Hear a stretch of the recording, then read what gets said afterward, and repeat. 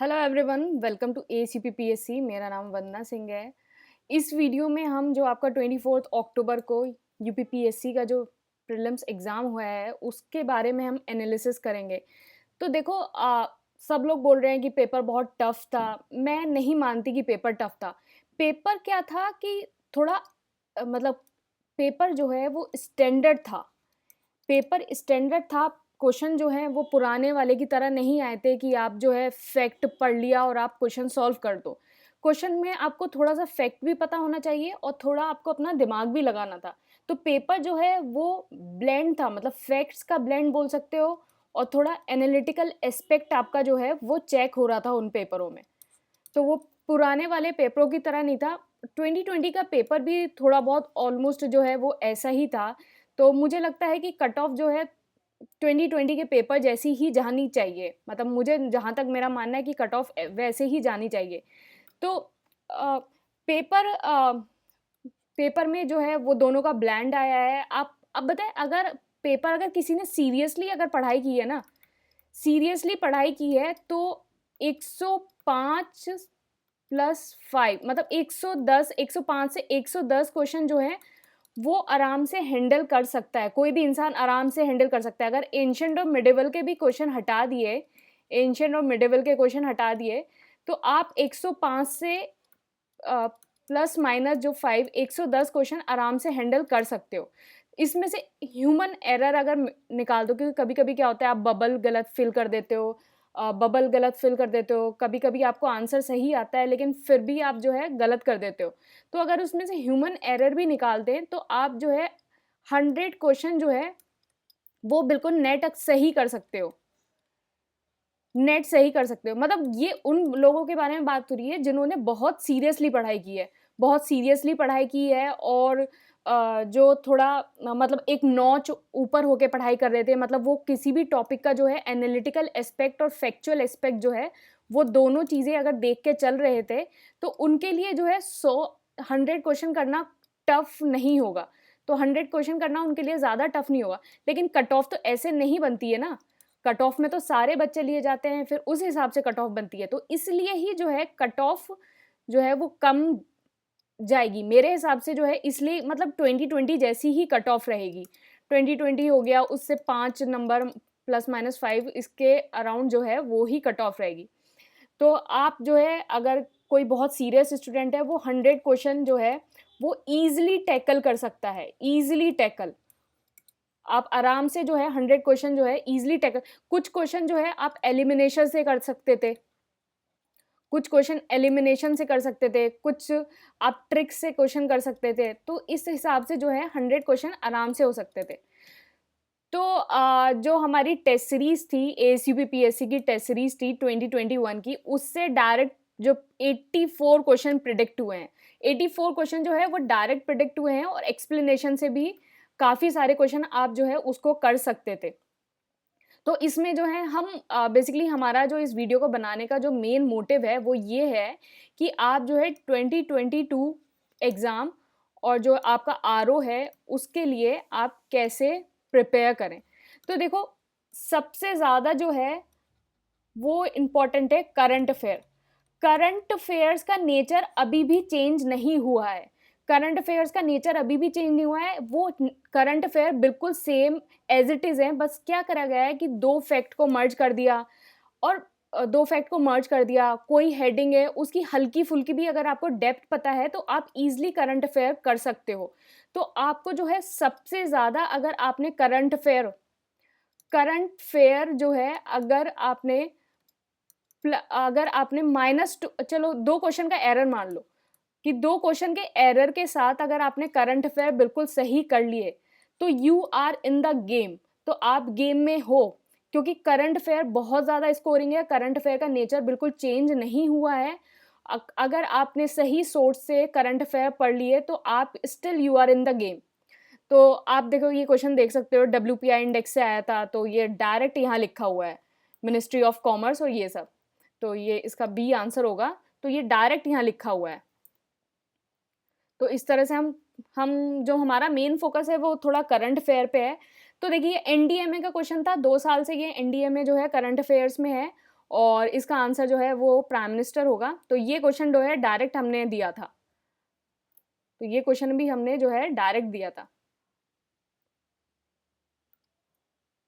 Okay, आप ये देख सकते हो उत्तर प्रदेश का, ये भी क्वेश्चन हम लोगों ने डायरेक्ट कराया था, टैबलेट वाला क्वेश्चन जो है, अभ्युदय योजना।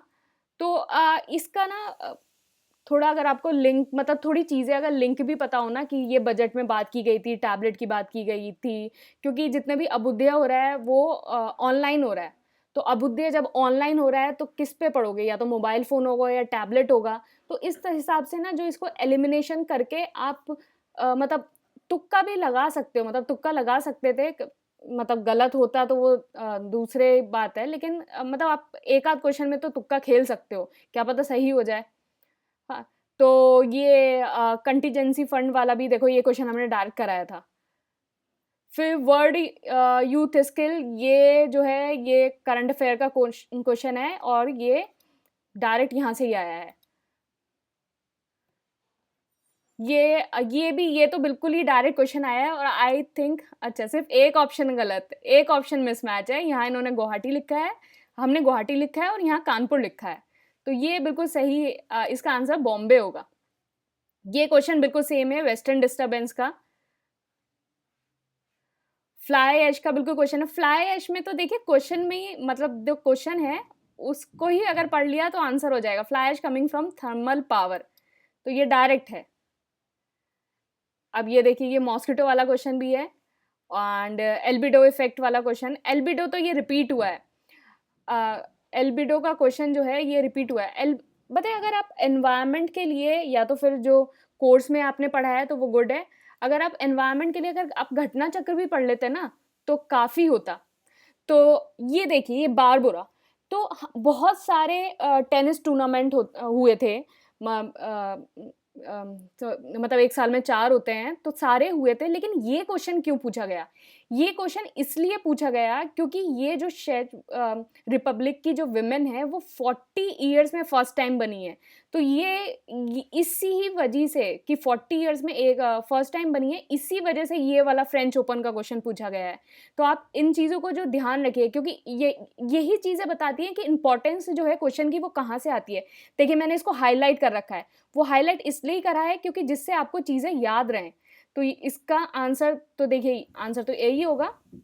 तो ये क्वेश्चन इसलिए ही पूछा गया है, तो आपको यहीं से ही चीज़ें देखनी है कि क्या चीज़ आपके लिए इम्पॉर्टेंट बनती है और क्या नहीं बनती है। तो यहाँ से ही ये सारी चीज़ें देखी जाती हैं। ये तो एज़ यूजुअल जो है वो क्वेश्चन है, अगर आपने लूसेंट पढ़ रखी होगी तो वहाँ से भी ये हो जाएगा। तो ये डायरेक्ट जो है वो टेस्ट सीरीज से क्वेश्चन आया है। लोएस्ट डेंसिटी, ये भी टेस्ट सीरीज का क्वेश्चन है। ये तो रिपीटेड क्वेश्चन है, लेकिन हमने टेस्ट सीरीज में दिया था और ये टेस्ट सीरीज से क्वेश्चन आया है। एनटीपीसी वाला भी यहाँ इसमें एक्सप्लेनेशन में हमने बताया था कि ये कहाँ कहाँ है, और ये भी टेस्ट सीरीज का ही क्वेश्चन है। इंटर स्टेट काउंसिल जो है, सरकारिया कमीशन, ये भी टेस्ट सीरीज का क्वेश्चन है। ये रिपीटेड क्वेश्चन है, बहुत बार रिपीटेड क्वेश्चन थोड़े कम आए हैं, लेकिन जो आए हैं वो बहुत ईजी आए हैं। तो ठीक है, मतलब अगर आप जो है बुक भी अगर रेफ़र करते हो और प्रीवियस ईयर क्वेश्चन को थोड़ा मतलब इतना अच्छे से नहीं करते हो, सिर्फ उन चैप्टर को कर लेते हो जिसमें आपको डाउट है या फिर जिनको आपको रिवाइज करना है, तो फिर भी काफ़ी सारी चीज़ें हो जाएंगी। तो ये देखिए ये भी बिल्कुल टेस्ट सीरीज का क्वेश्चन है। पीएम वानी, ये भी बिल्कुल इन्होंने स्पेलिंग डब्लू से थी इसकी, तो कोई बात नहीं, पीएम वानी ही होगा। तो ये प्राइम मिनिस्टर वाईफाई एक्सेस है, तो पीएम वानी योजना जो है वाईफाई के लिए, ये भी बिल्कुल टेस्ट सीरीज का क्वेश्चन है, हमारे कोर्स का क्वेश्चन है। और इको मार्क, इस क्वेश्चन पे मुझे थोड़ी वो हुई। इको मार्क देखिए, इको मार्क मैंने ये दिया था, which of the following certification mark in India are wrong match. तो इसमें BIS, FPO, इको मार्क और ISC मार्क, ये मैंने तीनों डिस्कस करे थे। कोई भी आ जाता है तो हम तो कर ही आते। तो BIS, FPO, इको मार्क। और ये देखिए ये इसके, अच्छा ये थोड़ा चेंज हो गया। तो देखिए ये नोबेल प्राइज़ वाला क्वेश्चन भी आया था, 2020 नोबेल प्राइज़ वाला। एंड ब्लू बेबी सिंड्रोम, ये भी हमने टेस्ट सीरीज में क्वेश्चन करा था। और क्लॉक इज टिकिंग, तो ये किसकी है? क्लॉक इज टिकिंग, तो ये वर्ल्ड टीबी डे, ये भी हमारे कोर्स का क्वेश्चन है। तो देखो इसको बताइए, इस क्वेश्चन को कैसे कर सकते हैं, क्लॉक इज टिकिंग। देखो क्योंकि जो मलेरिया है उसकी डेडलाइन बाद में है, ट्यूबरक्लोसिस की जो डेडलाइन है वो पहले है। तो अगर थोड़ा मतलब अगर आप अपना दिमाग भी लगाएँगे ना कि मतलब थोड़ा गलत भी हो सकता है, लेकिन गेस वर्क जो है वो बिल्कुल सही भी हो सकता है कि जो टिकिंग है वो मतलब ट्यूबरक्लोसिस की डेडलाइन पहले है, तो टिकिंग मतलब जल्दी आपको करना है। तो ये जो है वो इससे भी हो जाएगा कि हाँ, ये ठीक होगा। ये तो ये देखिए, ये तो स्टेटमेंट से ही क्वेश्चन आ गया कि जीएसटी 101 बहुत ईज़ी क्वेश्चन था वैसे भी। एंड ये देखिए, ये रिपोर्ट्स हैं, ये सारी रिपोर्ट्स हैं, ये भी कोर्स का क्वेश्चन है। ये क्वेश्चन जो है ये रिपीट हुआ है बिल्कुल, आई थिंक 2019 या 20 में आया था, बिल्कुल इसका लाइकेंस होगा। तो ये क्वेश्चन रिपीट हुआ है, तो हमने एक स्टेप जो है उसको एनहांस करने की टेस्ट सीरीज में क्वेश्चन करी थी कि अगर इससे आता है तो कहाँ तक वो रीच कर सकता है यूपीपीएससी, तो यहाँ तक रीच कर सकता है। तो लेकिन वो अभी तक अब अपने पुराने स्टेप पे ही है, तो वो ऊपर एक एडवांस ऊपर रीच नहीं करा, तो शायद 2020 में वहाँ रीच कर जाए, 2020 में इस क्वेश्चन तक रीच कर जाए। तो देखिए बिल्कुल सेम ये क्वेश्चन रिपीट है, ये आ चुका है। फिर गोवा तेलंगाना, ये क्वेश्चन पता है, ये क्वेश्चन आप अगर सिर्फ मतलब लास्ट में अगर इससे आपको पता हो ना कि तेलंगाना जो है सबसे बाद में बना है, तो ये बी और डी होगा, बी और डी होगा। फिर गोवा और हरियाणा तो बहुत पहले बने हैं, तो आप ना सिर्फ ये याद रख लो कि जब आपकी बर्थ हुई, आपकी बर्थ के बाद कौन-कौन से जो स्टेट हैं वो फॉर्म्ड हुए। तो आपके बर्थ के बाद कौन-कौन से स्टेट फॉर्म हुए, ये और ये, मतलब 2000 की टाइम में। तो पहले आप सॉरी, हाँ, तो पहले जो है इसमें आपको लगाना है क्रोनोलॉजी में। तो सबसे लास्ट में ये कौन सा होगा 2, फिर उससे पहले कौन सा हुआ 3, तो ये हो गया बी। तो ये जो पता है काफ़ी सारे क्रोनोलॉजी वाले क्वेश्चन थे ना, वो सिर्फ अगर आपको 1-2 चीज़ें ही पता है ना, तो वहाँ से हो जाता।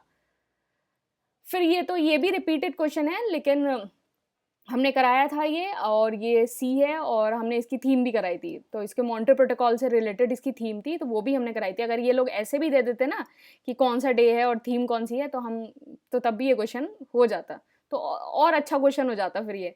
तो अभी तो ये बहुत ही ईजी है, तो और अच्छा क्वेश्चन हो जाता। तो देखिए, ये मुझे ये one of the most expected question लगा था कि ये क्वेश्चन ज़रूर आएगा, क्योंकि इस क्वेश्चन पे बहुत मतलब इस बिल पे बहुत कंट्रोवर्सी भी हुई, बहुत फेमस भी हुआ कि यूपी ने ये कर दिया, बहुत न्यूज़ में आया, तो मुझे लग रहा था ये one of the most expected question है। तो इसलिए ही जो मैंने इसको कोर्स में है, जो इसको इतने अच्छे से इसको एक्सप्लेन मतलब इतनी सारी डिटेल्स दी थी मैंने कि कहीं भी कोई भी चीज़ ना फँसे, कि ये किस दिन ये क्वेश्चन ऐसे भी दिया जा सकता था कि वर्ल्ड स्टेबलाइजेशन डे जो है किस दिन रिलीज़ हुआ था, तो जुलाई 11 वर्ल्ड पॉपुलेशन डे के दिन रिलीज़ किया था। तो इसको ऐसे भी दे सकते थे, डाटा की जगह जो है एक स्टेटमेंट ऐसे दे देते, एक डाटा का दे देते। तो मैंने कोशिश की थी कि इसमें सब कुछ इंक्लूड हो, कि आपको जो है वो क्वेश्चन आपका कहीं से भी फँसे ना। तो देखिए ये सारी चीज़ें कॉम्पैक्ट फॉर्म में जो है वो इंक्लूड हुई हैं इसमें।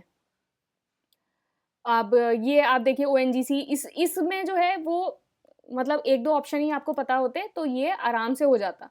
तो ये मैंने आपको हिंडाल्को या नैल्को ये सब कराया था। जी7 समिट जो है, ये इसका क्वेश्चन है।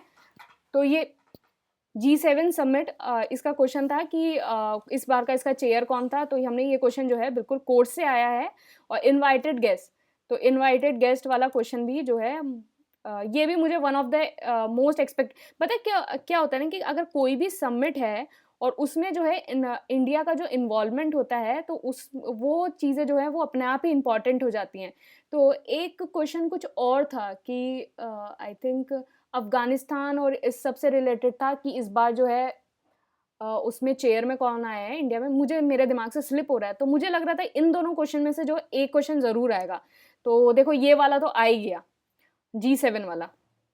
पैक वाला एज़ यूजुअल क्वेश्चन है, तो पुराना क्वेश्चन है, तो एक साइड से रिपीटेड ही है, तो ये अर्बनाइज़ेशन का क्वेश्चन है, तो ये अच्छा। इस बार जो है सेंसस से क्वेश्चन बहुत ईज़ी आए हैं, मतलब एक अगर बर्थ रेट वाला देख लो तो वो थोड़ा डाइसी सा है, उसमें कुछ भी हो सकता है, थोड़ा ये है, लेकिन बाकी हाईएस्ट पॉपुलेशन किसकी है, अरुणाचल प्रदेश वाला जो आया था, डेंसिटी वाला, तो ये क्वेश्चन भी बहुत ईज़ी है, तो ये डायरेक्ट कोर्स से क्वेश्चन आया है। एंड 0 आर वाला भी क्वेश्चन, ये गोलकनाथ केस वाला, तो ये क्वेश्चन है। एंड ये भी पता है सिर्फ उससे हो जाता कि जो 42 है कॉन्स्टिट्यूशन अमेंडमेंट एक्ट, ये 1976 में आया, फिर केशवानंद भारती 1973 में आया। तो अगर आपको ये 2 ऑप्शन पता होते तो आप इससे जो है कर लेते आराम से। ये largest lake situated on east coast जो है वो चिल्का है। तो देखिए अभी अब एक और क्वेश्चन करेंगे, वो जो चिल्का लेक और उसमें सांबर लेक में जो कन्फ्यूज़न हो रहा है ना, तो वो मैं अभी हम डिस्कस करेंगे कि वो क्या है।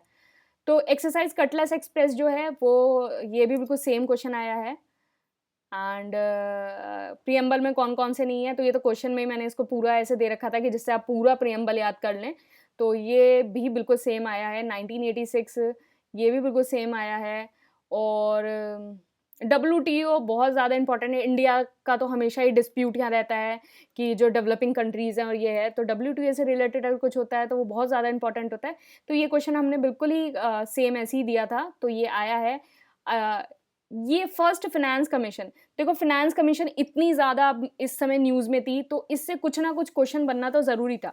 तो मैंने ये क्वेश्चन जो है वो बनाया था और फिर उसकी एक्सप्लेनेशन में सब कुछ दिया था, तो लेकिन यहाँ क्वेश्चन से ही आ गया कि फर्स्ट फिनेंस कमीशन जो है चेयरमैनशिप ये हुई और ये फर्स्ट इतने ईयर के लिए। तो ये ही सिर्फ ये जो है फर्स्ट स्टेटमेंट उठा के ये दे दिया कि एनसी योगी। और ये डिफ्यूजन की जो है अगर आपको ये पता होती तो ये भी आराम से हो सकता था। एंड रामसार साइट जो है ये मैंने पूरा जो यूपी आपके करंट अफेयर हैं उसमें जो रामसार साइट थी ये पूरा मैंने जो है पूरा वेबसाइट से देख के ये स्क्रीनशॉट लिया था कि रामसार साइट कौन सी हैं, ये प्रोवाइड किया गया था।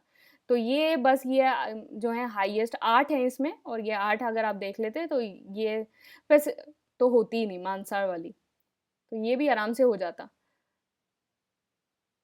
अब देखिए ये क्वेश्चन जो है इसमें असर्शन और रीजन वाला, तो इसमें various component of a ecosystem are not interdependent. तो अगर आपको ये ही नहीं ये पता होता ना कि देखो इकोसिस्टम क्या है, इकोसिस्टम में सब डिपेंडेंट होते हैं, यही इसकी इकोसिस्टम की डेफिनेशन होती है। तो इसमें लिखा है नॉट डिपेंडेंट, तो ये तो हो ही नहीं सकता। और अभी यूपीपीएससी जो है वो इतना बड़ा गेमर नहीं हुआ है कि वो नन ऑफ द अबव में खेले कि नन कि ये नहीं है, वो नहीं है। जब ये गलत ये तो असर्शन का है वैसे भी, अगर ये गलत हो गया तो फिर दूसरा तो सही ही होगा। तो ए इज़ फॉल्स और फिर सेकंड ट्रू। तो ये क्वेश्चन भी जो है आराम से हो सकता है। तो बहुत सारे क्वेश्चन जो है अगर आप पेशेंस रख के थोड़ा दिमाग लगाते तो एलिमिनेशन वाली टेक्निक से जो है वो क्वेश्चन आराम से कर सकते थे। पोर्टफोलियो वाला क्वेश्चन देखिए बिल्कुल सेम आया है ये पोर्टफोलियो से। और उत्तर प्रदेश की बजट, तो ये जो मैंने जब बजट प्रोवाइड किया था तो ये 3 स्कीम जो हैं वो सबसे ऊपर ही थी। तो देखिए ये युवा उद्यमिता विकास अभियान, तो इसमें पता है ये भी एलिमिनेशन से हो सकता था। देखो मुख्यमंत्री प्रवासी श्रमिक उद्यमिता विकास योजना, तो इन दोनों में से आपको कौन-सा लग रहा है कि कौन-सा ज़्यादा मतलब स्कीम होगी? देखो युवा उद्यमिता में तो नहीं हो सकता ना कि वो उसमें तो बेसिकली जो है आपका अगर सेंटर में देखो तो स्टैंड अप स्कीम होती है उस टाइप से। तो बेसिकली जो है प्रवासी श्रमिक में ही जो है वो उद्यमिता करवाएँगे। तो युवा में इतना ज़्यादा इसके चांसेस कम लग रहे हैं। तो अगर आप एलिमिनेशन से भी देखो तो ये तीनों चीज़ें जो हैं वो हो सकती हैं कि मतलब ये तीनों आंसर ही होंगे। तो इस तरह से आप एलिमिनेशन से भी कुछ क्वेश्चन आप कर सकते थे। एलपीजी ये तो बहुत पुराना क्वेश्चन है, तो इसका आंसर पता ही है। और ये जो है वो मार्क बूस्टर सीरीज़ चल रही थी ना, अगर याद होगा आपको मार्क बूस्टर, तो उसमें ये चीज़ें शेयर की गई थी। तो आप इसको जो है एलिमिनेशन से ही कर सकते थे। तो यहाँ जो है ये कांची रिवर है, तो कांची में ये जो है वो दसम था। तो यहाँ इसको आप एलिमिनेशन से कर सकते थे। ये क्वेश्चन है, ये भी टेस्ट सीरीज़ से आया है बिल्कुल सेम। सरस आजीविका मेला, तो ये देखिए ये मैंने दिया था सरस आजीविका मेला 2020 इनॉग्रेटेड एट दिल्ली हाट। तो दिल्ली हाट नहीं था, ये था नोएडा हाट। तो ये नोएडा हाट था इसमें और इसका आंसर डी होगा। और हमने तो एक और स्टेटमेंट देख लिया था कि self help group women to show their skill.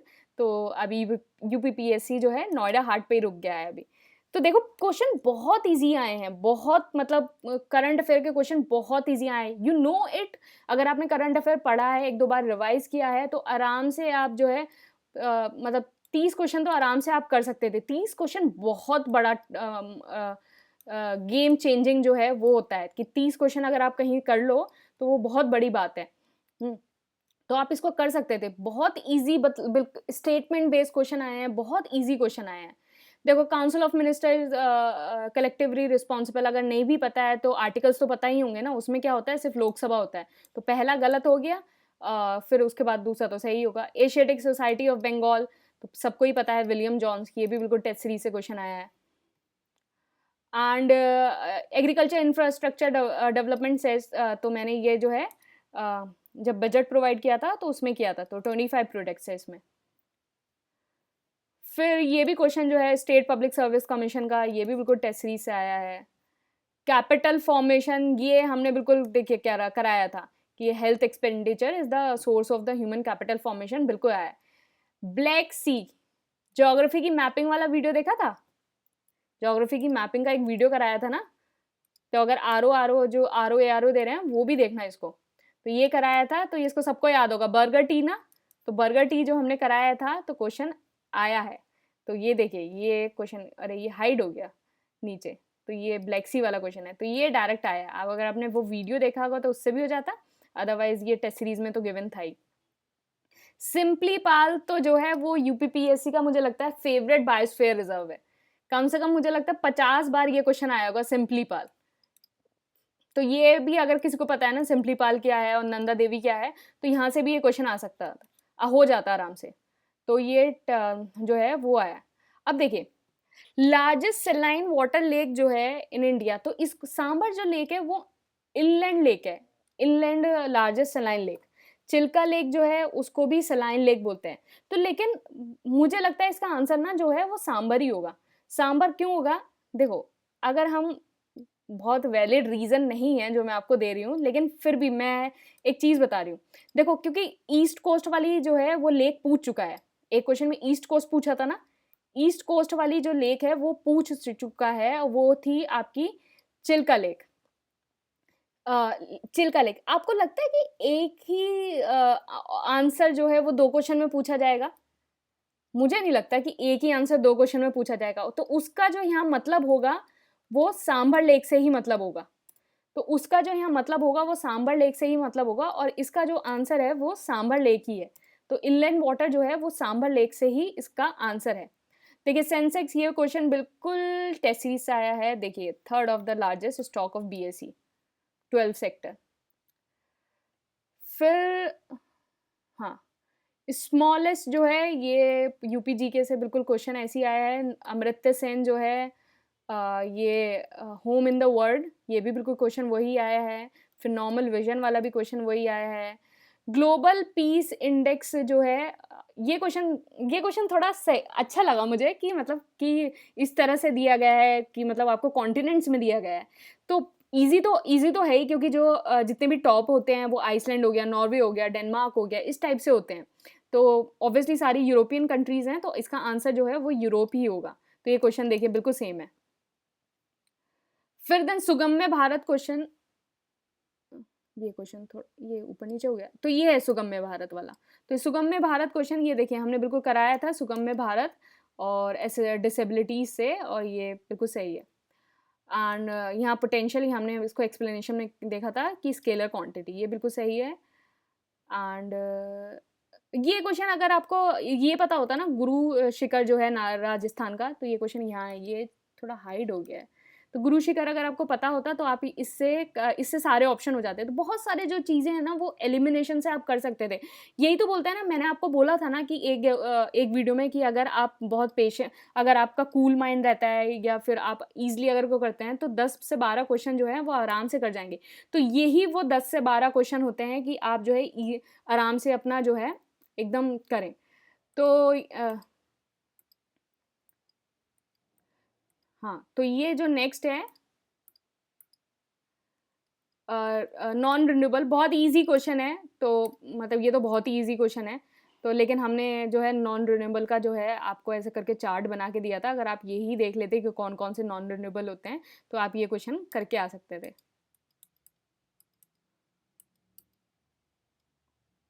Okay, और ये हो गया ये ट्रेड वाला, तो ये ट्रेड वाला भी क्वेश्चन बिल्कुल सेम ऐसे ही आया है। कार्बन क्रेडिट वाला ये बहुत मोस्ट, सीडीएम जो और कार्बन क्रेडिट जो है वो यूपीपीएससी का जो है फेवरेट क्वेश्चन है, तो ये बिल्कुल हमने जो है उसमें आपके कोर्स में दिया था। और ये भी जो क्वेश्चन है ये क्योंकि ये विमेन थी, तो first women to win the best director award since 1984। तो ये 1984 से फर्स्ट टाइम मिला था, तो इसलिए ही ये क्वेश्चन इंपॉर्टेंट हो गया और ये आया है। तो हमने ये कराया था।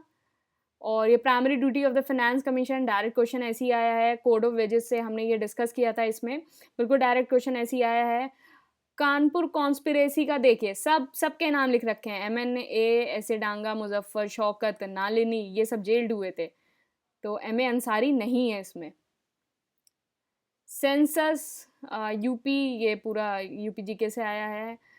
43, अगर आपको एक भी आर्टिकल ये इसमें से पता होता तो ये गलत है, तो ये सी है, ये बिल्कुल सही है से आया। परमानेंट एंड ऑपरेशनल हमने कराया था कि जो मैत्री है वो परमानेंट है और जो भारती है वो इस समय ऑपरेशन है।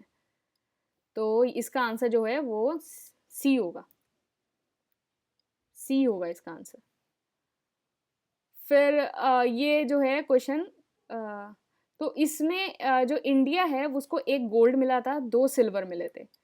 तो अगर आपको इतना भी पता, मतलब इतना पता होता कि एक गोल्ड मिला, वो तो नीरज चोपड़ा को मिला, बिल्कुल सही है। मीराबाई चानू को जो है एक सिल्वर मिला था और एक मिला था दाहिया को, तो ये जो है वो गलत हो जाएगा। तो रवि कुमार दाहिया को जो है वो सिल्वर मिला था, बजरंग पुनिया को जो है वो ब्रॉन्ज मिला था। तो ये क्वेश्चन बिल्कुल डायरेक्ट आया है ऐसी। वर्ल्ड पॉपुलेशन रिपोर्ट, ये तो मैंने यूट्यूब पे भी ये आपको इंडेक्स शेयर किया था ये सब, और ये मैंने तो कोर्स में भी प्रोवाइड किया था। तो इसका टाइटल भी हम लोगों ने डिस्कस किया था। तो अगर इसको टाइटल दे देते ना, तो वहाँ थोड़ी दिक्कत हो जाती कि टाइटल क्या होगा। तो टाइटल इसका ये था, my body is my own. तो इसको वैसे इससे भी कर सकते हैं कि वर्ल्ड पॉपुलेशन रिपोर्ट, अगर आप ज़्यादा दिमाग ना लगाएं ना कि नहीं यार शायद WHO हो सकता है, शायद UNDP हो सकता है। अगर कोई ऐसा ना बिल्कुल नौसिखिया सा अगर पेपर देने जाए, तो यहाँ देखेगा कि यार यहाँ पॉपुलेशन लिखा हुआ है और यहाँ भी पॉपुलेशन लिखा हुआ है, पॉपुलेशन ही सही होगा। तो इस टाइप से जो है, अगर आप कभी कभी अपना ज़्यादा दिमाग लगा लेते हो ना, तो थोड़ी दिक्कत हो जाती है। तो आप यहाँ अगर ईजिली इसको कर सकते थे, अगर आपने ज़्यादा भी नहीं पढ़ा था तो। द ग्रेट रीसेट जो है, द ग्रेट रीसेट, ये हमने क्वेश्चन कराया था। तो the great reset world economic forum का। देखो यहाँ से देखो, the recovery of the global economy, the recovery of the global economy. तो ग्रेट रीसेट, इकोनॉमी की बात हो रही है, रिकवरी की बात हो रही है, तो यहाँ से थोड़ा आइडिया लग सकता था, इतना भी नहीं लग सकता था, गलती हो सकती थी, लेकिन स्टिल मतलब एक आइडिया लग सकता था कि ये WEF होगा। हेडलाइन इन्फ्लेशन, ये बिल्कुल हमने कराया है कि WPI होता है। और ये तो फिनेंस कमीशन का था। फिनेंस कमीशन इस बार बहुत ज़्यादा इंपॉर्टेंट था, तो मैंने कोशिश की थी कि मैं सारे फिनेंस कमीशन के जो है क्वेश्चन कैटर करने की कोशिश करूं। ये बिल्कुल एलिमिनेशन से था। मतलब अगर आपको एक भी चीज़ पता होती इसमें, तो यही अगर पता होता कि 2021 है, तो इससे ही आप सारे टिक लगा देते। ये तो बिल्कुल डायरेक्ट क्वेश्चन आया है, देखिए एक एक वर्ड मैच है यहाँ तो ये क्या है, आपका बाल गंगाधर तिलक है, तो आप यहाँ देख सकते हैं। तो आप देखिए पूरे 84 क्वेश्चन तो बिल्कुल वर्ड टू वर्ड आए हैं। अगर आप एक्सप्लेनेशन पढ़ेंगे और ये करेंगे, तो कुछ आप पॉलिटी के क्वेश्चन और कर सकते थे, आप ज्योग्राफी के क्वेश्चन और कर सकते थे। ये तो मैंने वो बताए हैं जो वर्ड टू वर्ड आए हैं। हाँ, तो अभी जो है वो ARO की जो है वो टेस्ट सीरीज जो है वो स्टार्ट हो रही है। तो 30th अक्टूबर से ये टेस्ट सीरीज स्टार्ट हो रही है।